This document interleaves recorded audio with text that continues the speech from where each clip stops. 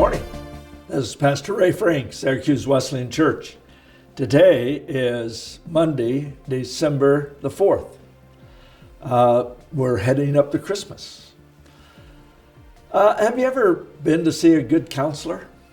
One of the wonderful blessings I had several years ago was when somebody paid for 10 counseling sessions for me.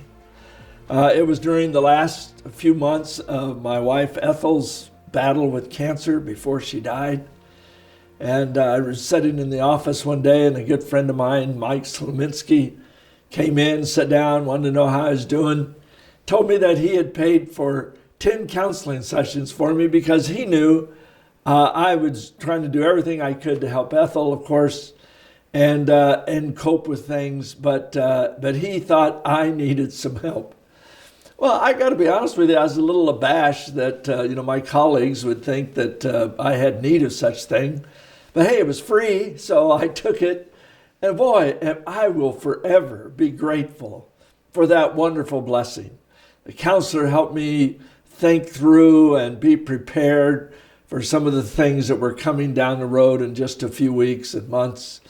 And to go through that experience with my faith firm and solid on the rock, Jesus. So I'm very grateful for that.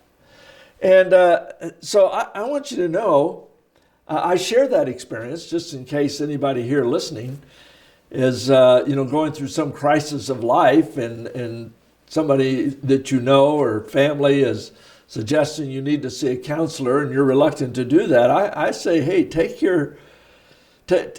advantage of the wonderful blessing good Christian counseling can be. It may seem humbling to have to go see a counselor, but folks, remember, unless we put ourselves in the position of admitting that we have need, Jesus himself can't do anything to help us. Blessed are the poor in spirit. He starts as the foundation of the Sermon on the Mount, and we are to learn and to humble ourselves before him in order to receive what he has for us. So yeah, if it humbles you, that's a good thing. It's a good thing.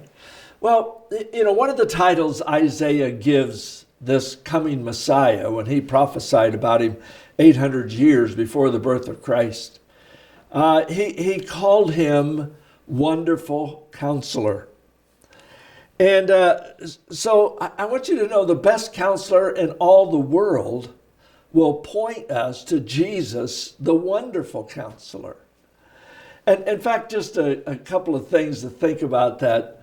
As a wonderful counselor, Jesus will deal with us personally.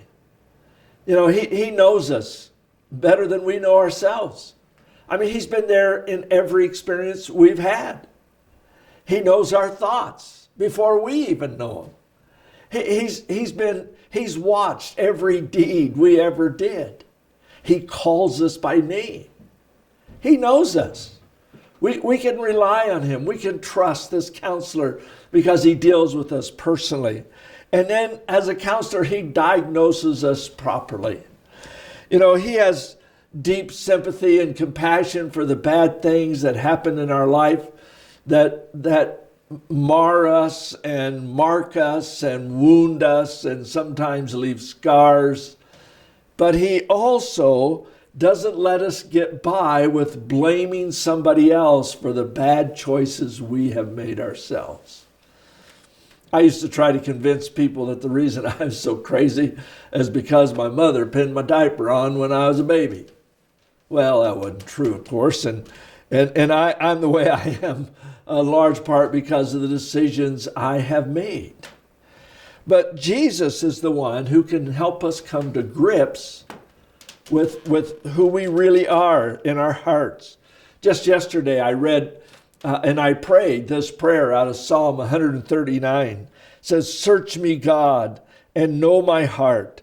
Test me and know my anxious thoughts.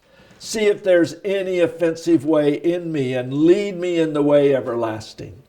We had to pray that prayer often, asking the Lord to search us, to diagnose us, and he will properly. But then, of course, as this wonderful counselor, he delivers us powerfully. Jesus has the power and the authority to do what no earthly counselor can do. And that is not just to give us good ideas and good plans for life, but he can actually forgive us our sins, cleanse us, and transform us from the inside out. Isn't that what we really need more than anything else? You know, I don't want a counselor who can just help me feel better about the mess I'm in. I want a counselor who can get me out of the mess. Songwriter talked about, he lifted me out of the deep, miry clay. I've been there. I'm thankful for this wonderful counselor. Well, the verse in chapter 9, verse 6 of Isaiah is, "For to us a child is born, to us a son is given, and the government will be on his shoulders. He will be called Wonderful Counselor, Mighty God, Everlasting Father, and Prince of Peace." Is Jesus your wonderful counselor today?